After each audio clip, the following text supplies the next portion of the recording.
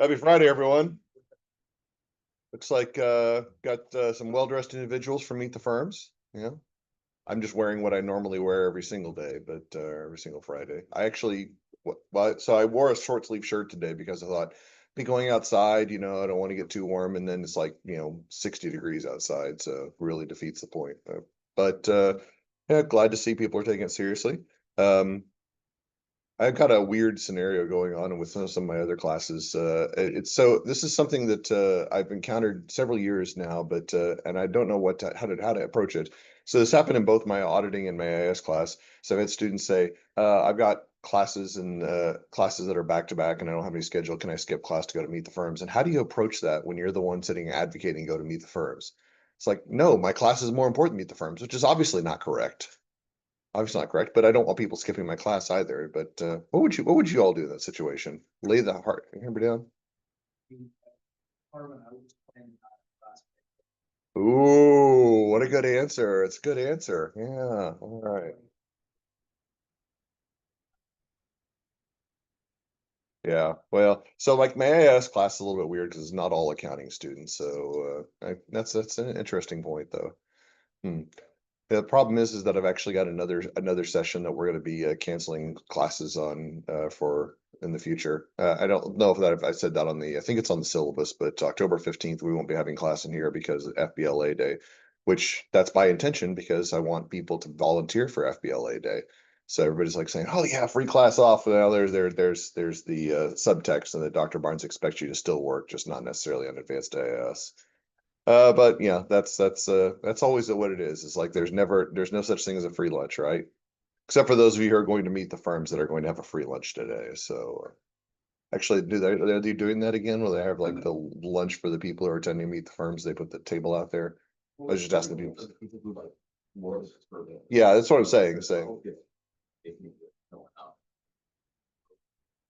I mean, I'm curious if like a student showed up and just like started going over to the table and started eating, if somebody would run them down and says, no, that's not for you. Or if they, I don't know. So there's enough to go around. Yeah, we ought to send it. We ought to let just social experiment. Let's go over right now. All right. Something a lot less interesting than talking about Meet the Firms. We're going to talk about IT controls today, which is still pretty interesting. At least I like to think that I've made it interesting. This is an important topic because we need to kind of aggregate all of our frameworks that we've talked about before and talk about how they relate to controls. And this is a little bit of confusing topic. There's not so when I first started preparing on this, I started reading through the wiki and I was like saying, this is about as dense as it gets. It is so hard to follow. You got a three-tiered graph and trying to figure out what's going on with the graph. And that was like the first question. And so I did what I always do whenever I dealt with a topic that is extremely challenging and difficult to interpret. I used an analogy, and specifically, you guys know my analogies. I use food analogies. So it's probably good that there's going to be a table of food outside because you may want to run out of there after this class and grab something to eat, or at least run to the snack cart. I know that's out upstairs. Um, so the first question actually talks about this image right here, this image in the wiki entry on IT controls. And there was a little bit of some interpretation confusion. I provided a little bit of context for this and I said, so looking at what the axis label, the role, focus, and guidance. And the clue is that you start with the role, and you actually look at this wiki out here, or this axis right here, and you notice it's pointing up, and it's basically saying the role becomes high level the further it moves up. If it's a little bit down here, it's more specific. Then we start talking about focus. This is going to be the x-axis right here, and more about the width of the oval. About that being the case. If we're looking at that, if it's very, very constrained in scope, then it's going to be a narrow focus, whereas something with a long oval is going to be a broad focus, and then the guidance is going to be the how, and it's going to be where it actually appears on the graph. So the further it goes down, it basically moves from being a detailed guidance, limited guidance, from limited up here to detailed going down here. So the directions of the arrows are really important to be able to interpret this. That being said, it's still not transparent. I don't expect everybody to look at this and say, "Oh, that makes perfect sense now. I've got it." So I've actually prepared a graph, and I'm very proud of myself because for like 3 years now, I've tried to prepare this graph, and for some reason, I always delete the graph that I want. Like I've had these 3 items on here and this one here, but today I caught it and I actually managed to put all 4 items on here. So, does anybody ever watch YouTube? First of all, okay, I asked that question legitimately because for 5 years ago I thought everybody was on Facebook. This is no, Facebook is now we're on Instagram, Dr. Barnes, and then there was like TikTok, and I can't keep up with the changes. So I'm assuming that YouTube is one of those fastidious things. If nothing else, you have to be on YouTube because you can watch some of the lectures that I post. But yeah, so I have a guilty pleasure of watching certain food channels on YouTube, and these are food channels that I've dallied with in different capacities over time. So first of all, I'll talk about this one over here. This is Guga Foods, and if you're a big fan of steak, then this is the channel for you. This is about this guy exclusively deals with how to best grill steak, and he does some really wild experiments. But he's got a very constrained focus. He's just about grilling, and it is impressive. If you like steak, that'll make your mouth water, and you'll probably spend way too much money setting up a grilling rig. At least I've avoided that trap, but it's still pretty awesome. On the other end, we've got Binging with Babish. This one's actually a fairly popular one. It started about I want to say 7 to 10 years ago. I don't remember the exact time frame, but as a guy in the film industry who basically wanted to start a food channel, so he did a pseudonym called Oliver Babish.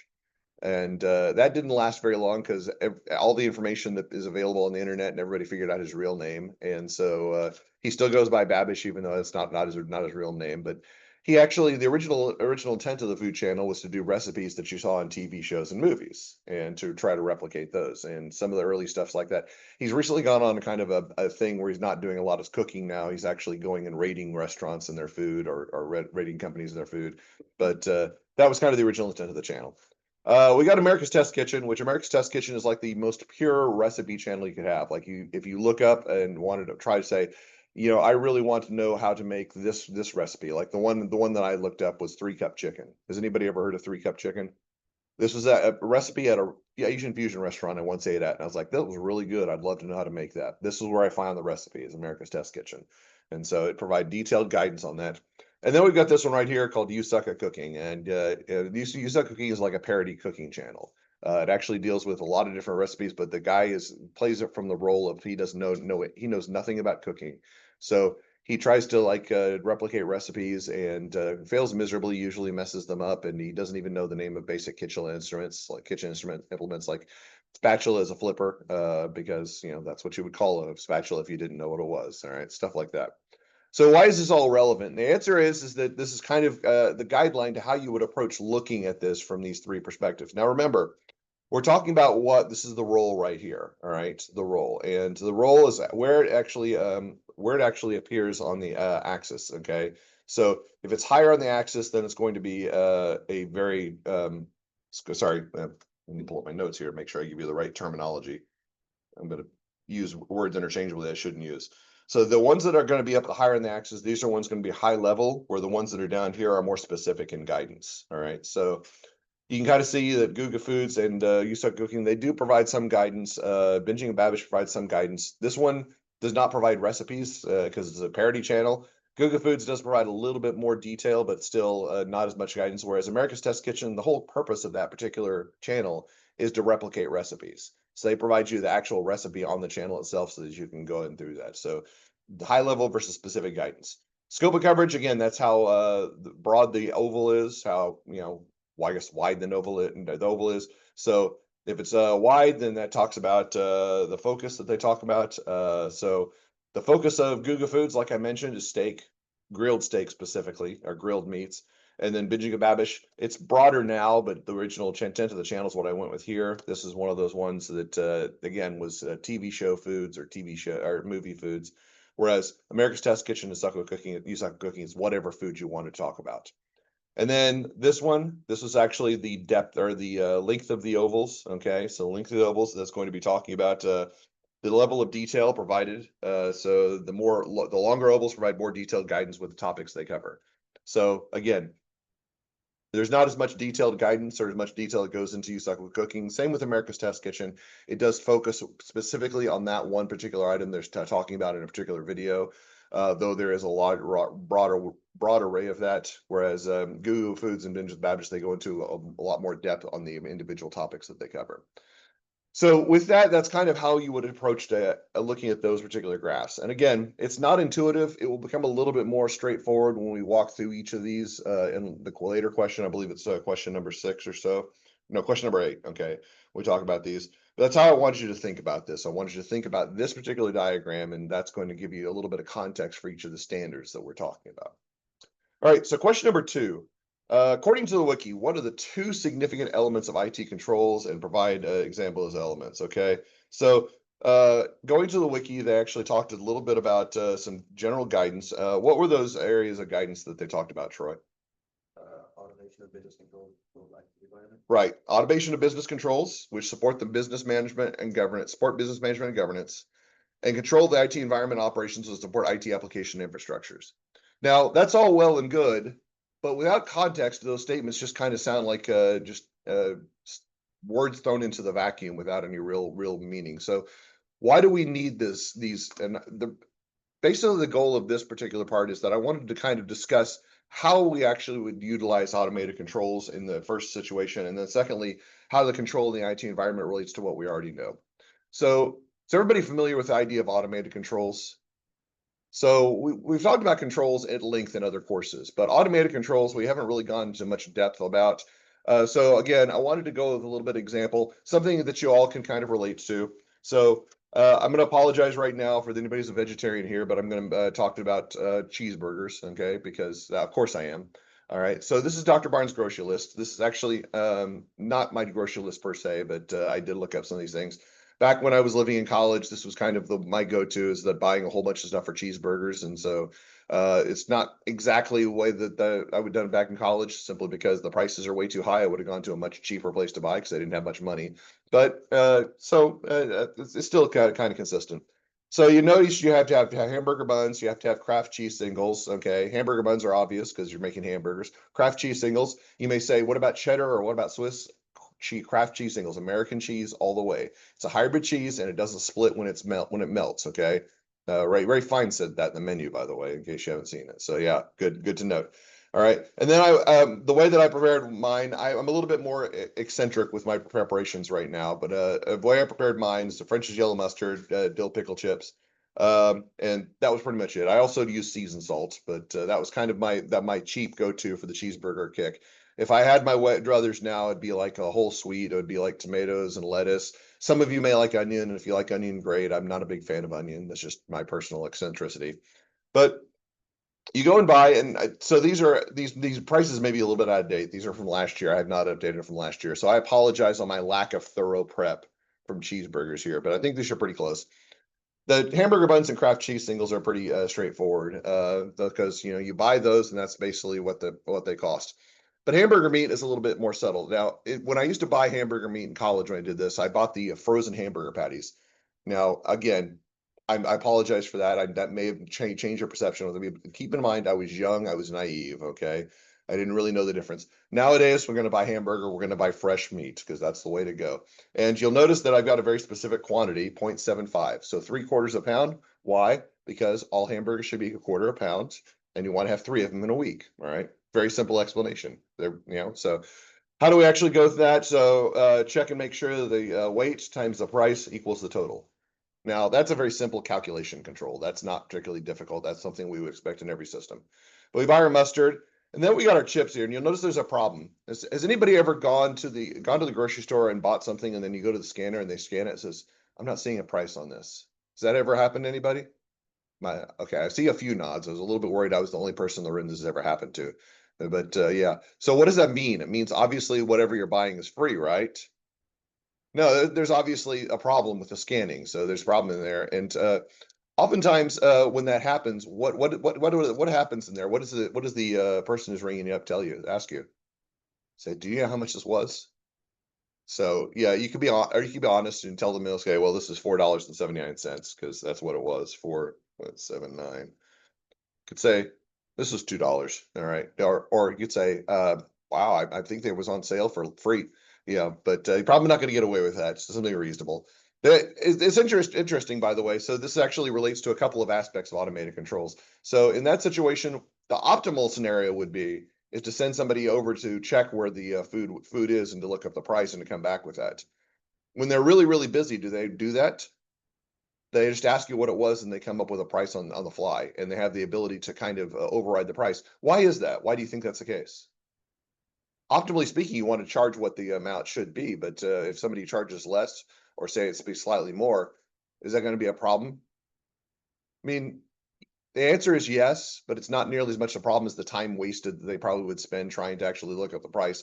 That chance that they can override it within a certain range is probably going to be a lot more cost efficient than sending somebody to go searching every time something like this happens. So they've got an automated control in there so that they can do overrides for items of a certain price. Okay. Now, this is a little bit of a problem because if you get something that's really, really high value, then you could actually have problems with that. But presumably, the high value stuff is scanned in, is not they're not going to sell it for a lower price.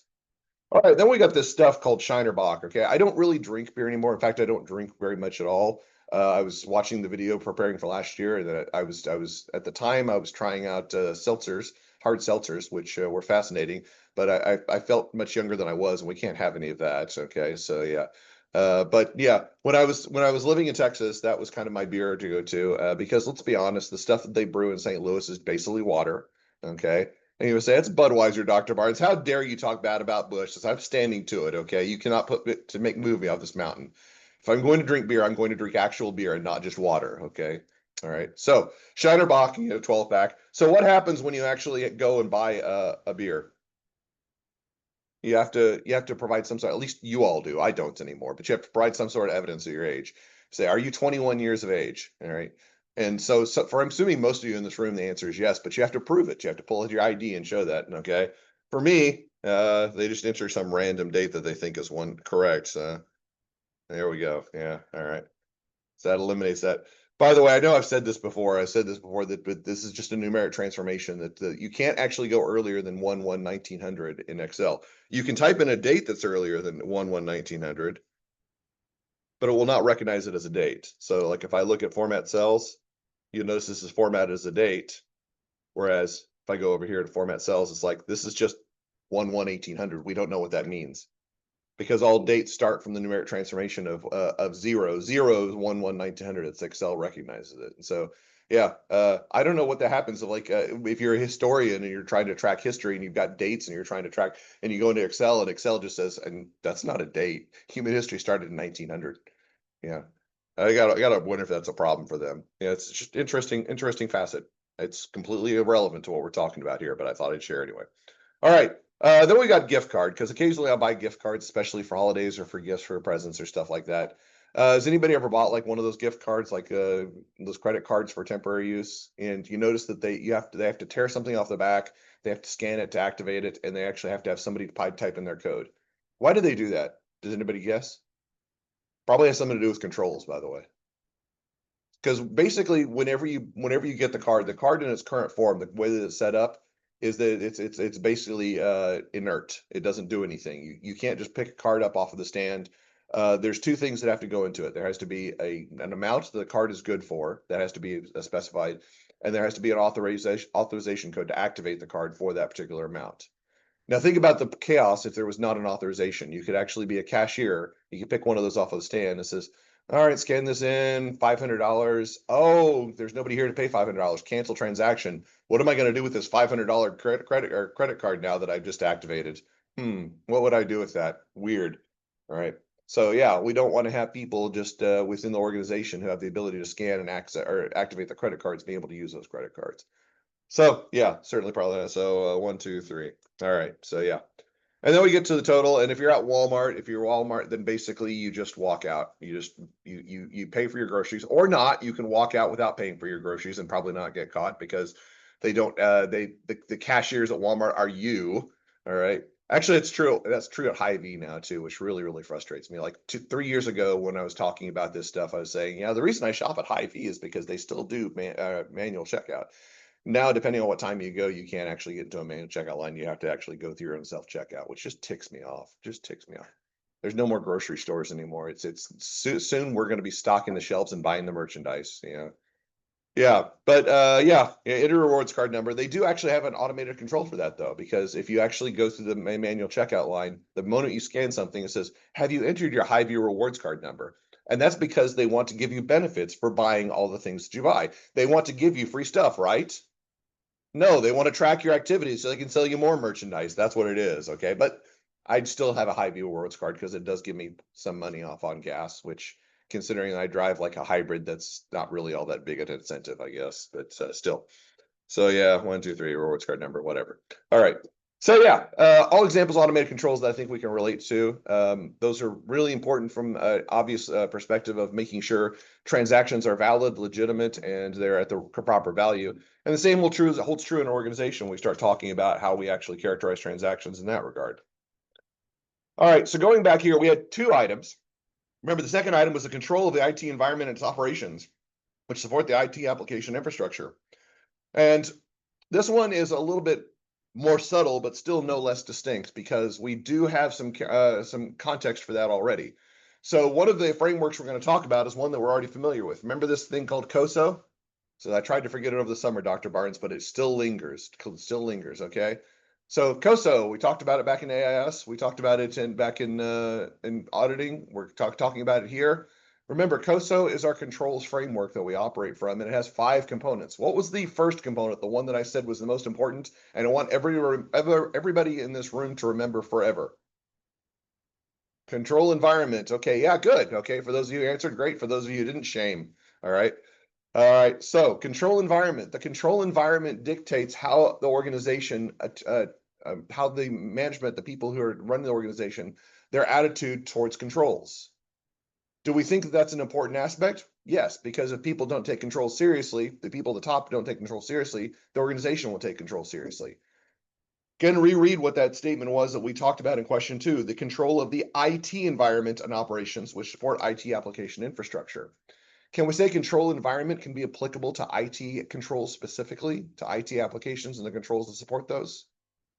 Yes. Imagine if you were working in an organization that was started back in the 1800s and the person who was running the organization became CEO back in the 1960s, and they're still running the organization the way they ran it in the 1960s. Would they be up to date on the current risks with respect to information technology? They'd probably be saying, this is the way we ran it in the 60s and things haven't changed that much. All right. I'll give you some information. Things have changed a lot since the 1960s. At least I'm told. I'm not that old. Okay. But I've been told that things have changed a lot since the 1960s. And so somebody who is in the organization needs to be cued in to understand that technology risks change almost on a daily basis nowadays. And so we have to have our IT applications and controls updated to be able to address those particular problems. If the organization is not dedicated to actually maintaining effective control infrastructure, with respect to information technology, then the rest of if the people at the top are not dedicated, that the rest of the organization will fail in that regard. So it goes back to the whole idea of control environment that we talked about back in those courses. All right. What are the 2 primary categories of IT controls? This one's a gimme. We talked about this before. Okay, it was in the article, but you probably remember this. Clayton, what were those 2 categories? Controls. Yeah. Right, IT general controls, IT application controls. We talked about this back in original AIS class. General controls are more characterized by what term? Does anybody remember this? If you don't, that's fine. But just a brownie point for anybody who can remember what we called general controls back in 367.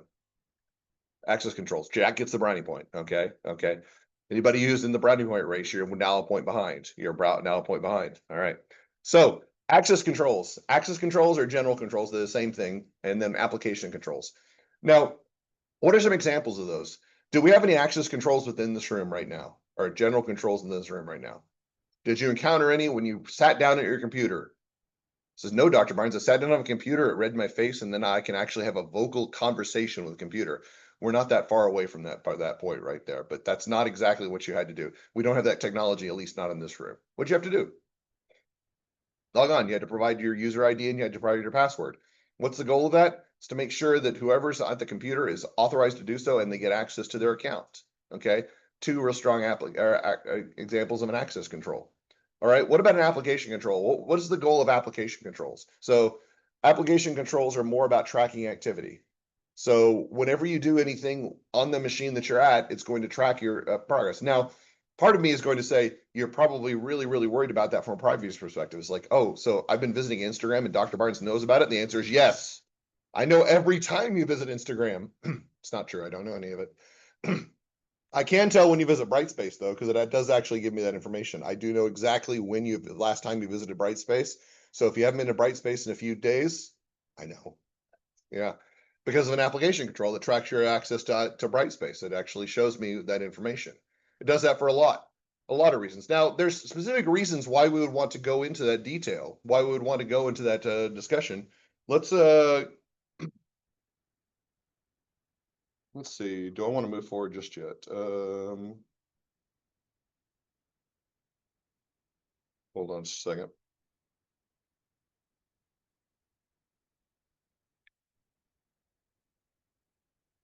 I was trying to see if the next question answers our question. So I'm just going to go ahead and we're going to say it this way. All right. So actually, this is actually question 6 is going to relate to this. So right now, let's go ahead and put a pin in this. Why is there a difference between access controls and application controls, and do we need both, and what purpose do they serve? We know access controls are about being able to access the system and the routines that you need to be able to utilize within the system.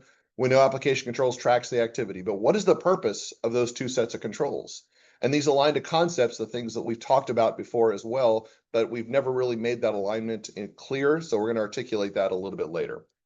Let's go ahead and move on to question 5, because question 4, you watched the video, which we may watch again. Probably not, but I'm assuming everybody watched the video. Did everybody like the puzzle pieces, the way it put together? Okay. It was a very, very nice animated video. It's like, I don't know what you're talking about, Dr. Barnes, because you didn't watch the video. Okay. So yeah, watch the video if you haven't already, because there may be quiz questions on that. Technology has significantly impacted the control process. That's a true statement. While we generally include technology and information systems in our consideration controls, controls are not exclusive to these areas. Briefly explain how controls would differ in a high technology environment versus a low technology environment. So I give Troy and Clayton the easy questions. Jack, you're starting out with one of the more challenging ones. So how did you and your group answer this question? So let's start with a high technology environment.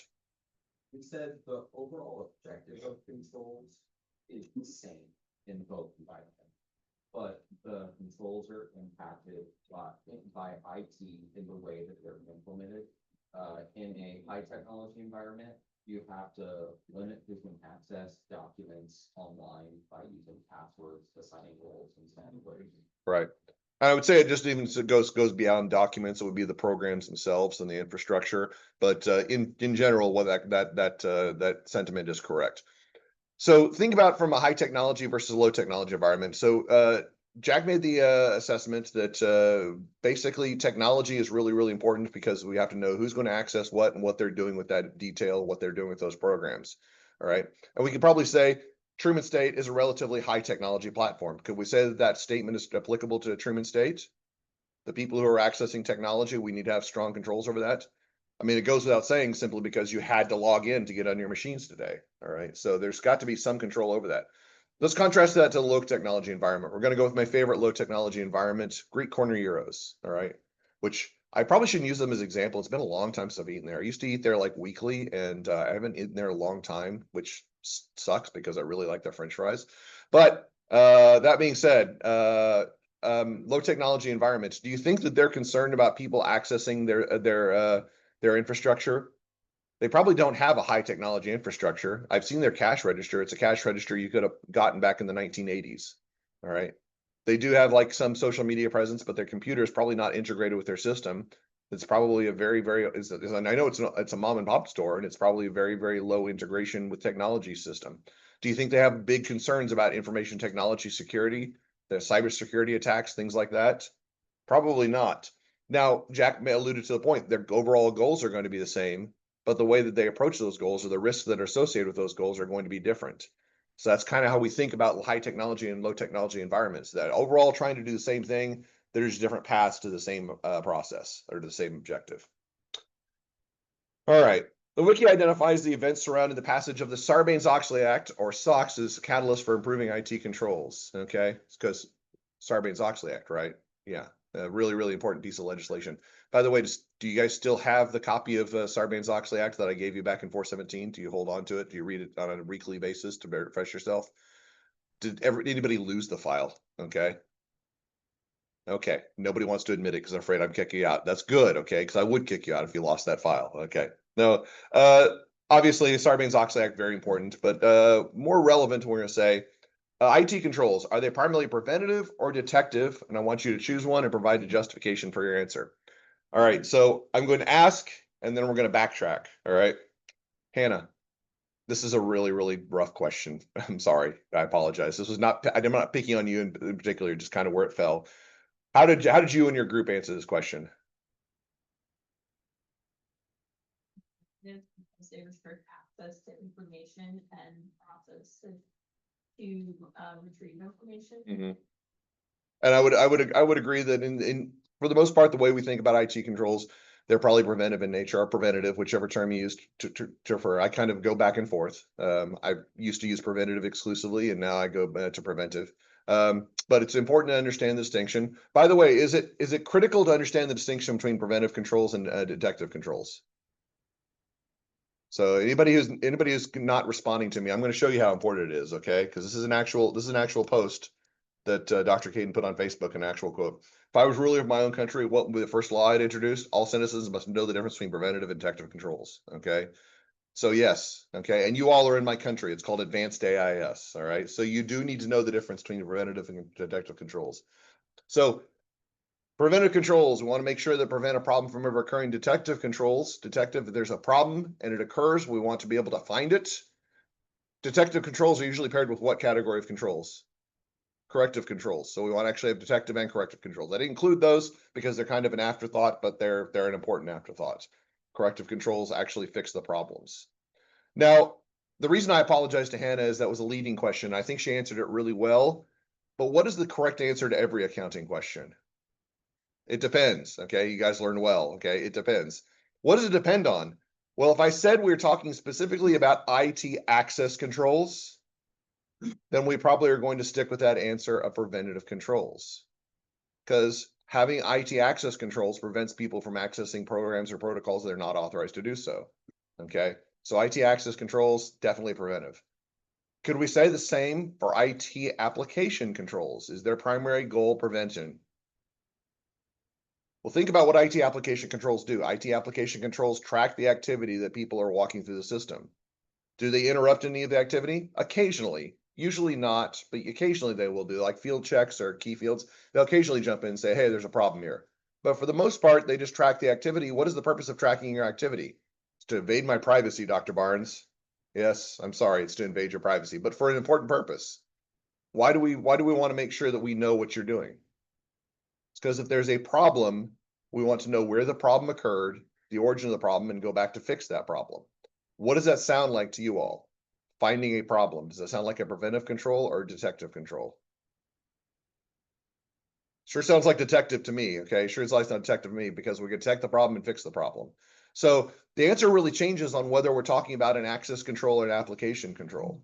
There's a strong alignment. I said we're going to come back to that. And again, we didn't really think about that in terms of that during back in AIS or auditing, but we're going to think about that way now, is that IT access controls are primarily preventive in nature. IT application controls, they're going to be more detective and corrective in nature. Now, that's not exclusive. You can have preventive controls, or you can have access controls that can provide some sort of detection. Like, for example, somebody tries to log into your account, they get your username and they think they know your password and they log in 5 times and it locks them out. And there's an error report sent to Truman saying somebody was trying to log into Cole's account and didn't know Cole's password. You haven't been sharing your password, have you? Just with Troy, right? Yeah, okay. Yeah. All right. All right, good. Now that you know, all right, that's the correct answer. All right, so yeah, making sure that we know that that's happening, and then Cole can be notified. Say, hey, somebody's trying to access. Does anybody ever received an email like that saying somebody was trying to access your account and it wasn't you? I think I've received that email once, and that was kind of a shock. It was like immediately password change, you know. So yeah, that was kind of the goal that I had there. We actually, so I hesitate to mention this. Okay, I hate to mention this because you're going to look down on me. But this is like early 2000s, back when cybersecurity was not nearly as robust as it was. So email clients, they had the password that you had to enter, and then sometimes if people forgot their passwords, they would have like a third or a security question. Like you've probably seen those security questions. Generally, security questions are used for multi-factor authentication these days. So you have to know not just your not just your password, but you have to know the answer to the security question for multi-factor. The way it used to be is that the password was there, and if you got the password, you answered the question. So my friends and I would hack each other's accounts because we would know the answers to each other's security questions, even if we didn't know the passwords. All right. So yeah. I hate to admit that, but I've definitely sent emails from my friends' accounts that I probably shouldn't have. So yeah. Now this is kind of back to haunt me. This is being recorded. It's gonna be on YouTube, and they're gonna say, okay, Dr. Barnes is now a cyber criminal. I was young, I was innocent, I was naive. Okay, it was back before cybersecurity was a thing, and I didn't do anything wrong. I just like maybe uh sent a whole bunch of magazine subscriptions to friends of mine that they didn't really want. The free magazine subscriptions. Yeah. Okay. Don't do that. Don't do that. Find other ways to prank your friends. Don't commit cyber crime. Don't commit cyber crime to prank your friends. All right. Question number 7. IT governance is defined as highest class of controls, even though most narrow in scope. In the hierarchy of IT controls, what are the 2 lower class of controls and how their objectives differ from that of governance? So I'm going to scroll real quick through this. I don't want that. I apologize for the scrolling, but we had this good diagram right here. What's this diagram represent? What does this diagram represent? Jared, what do you think?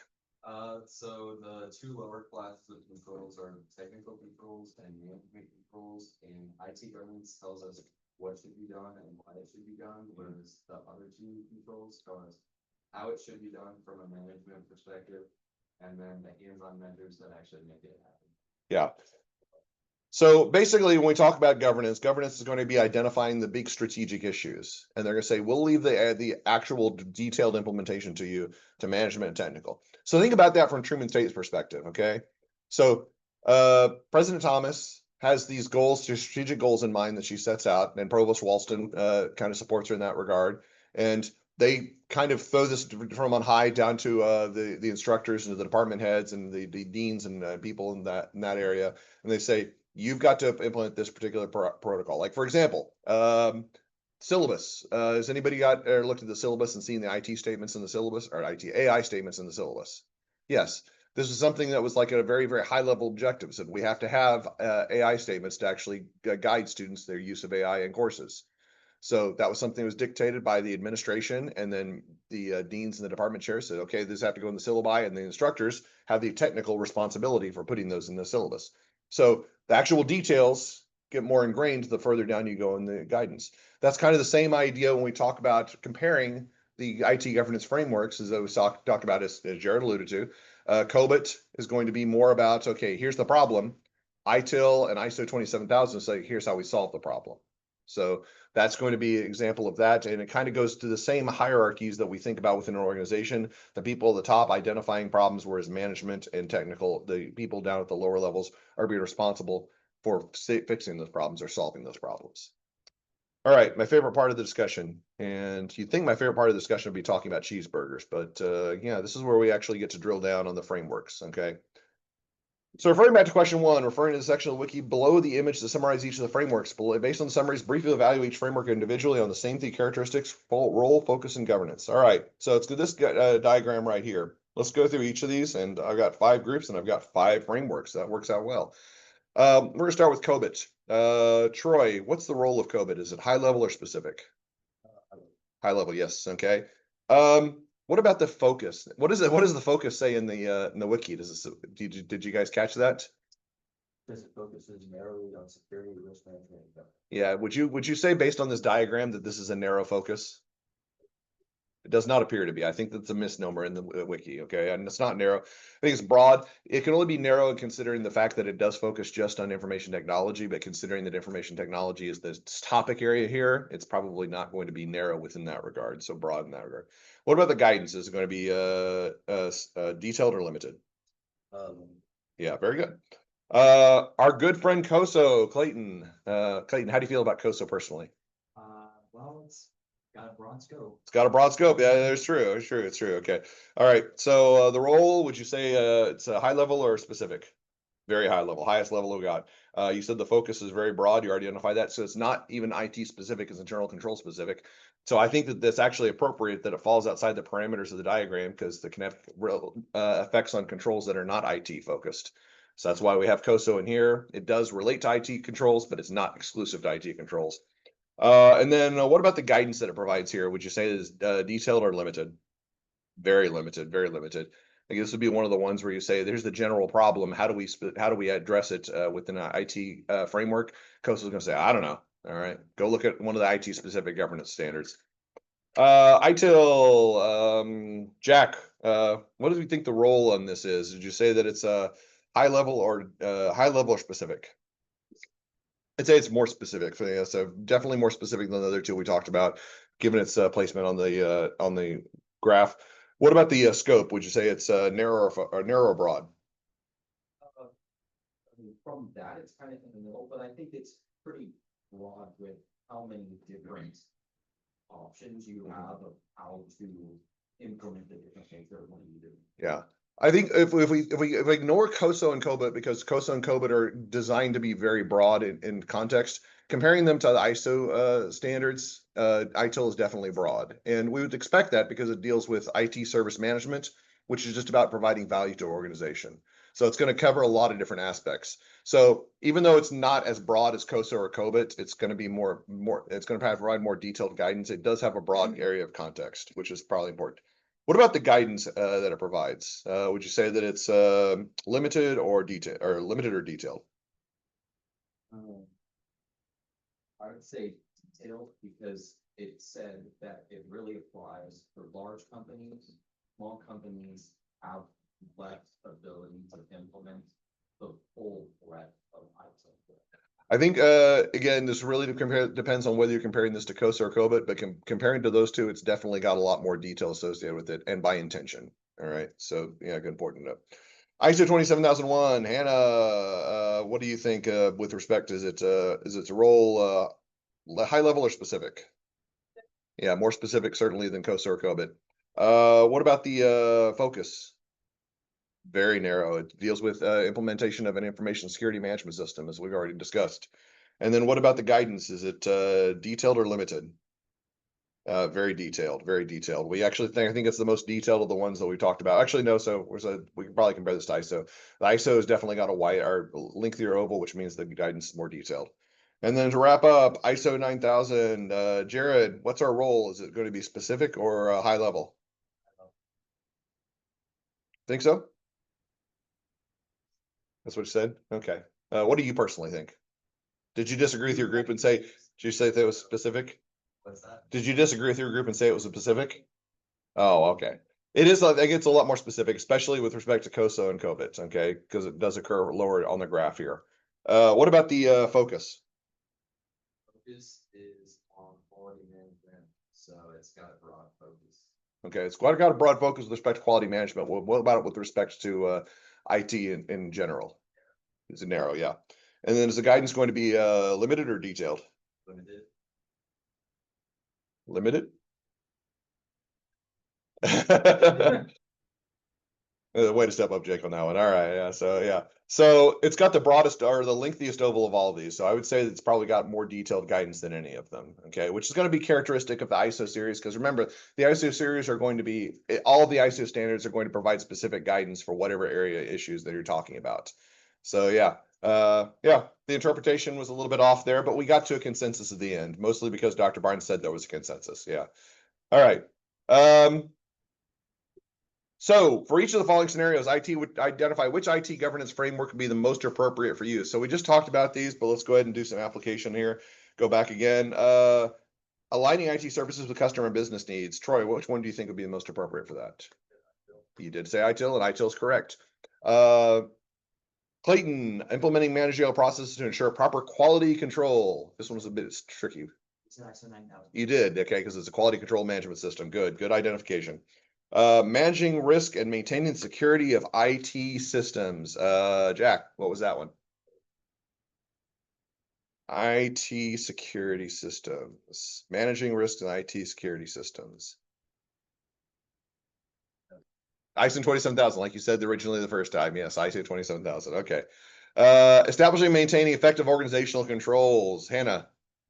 Yes, no IT included there, so it's got to be the broad one. Ensuring that your IT system complies with appropriate standards and practices. What do we got left, Jared? COBIT. Yes, was that the group's answer too before that? Oh, fantastic. All right, good consensus there. Well done. All right, yeah. And again, Jack's difference is not really that stark because there's going to definitely be some overlap here. I think that we could actually apply multiples to even one of these control areas, but I think the most appropriate framework for each of these is the ones that we answered there. So something to keep in mind.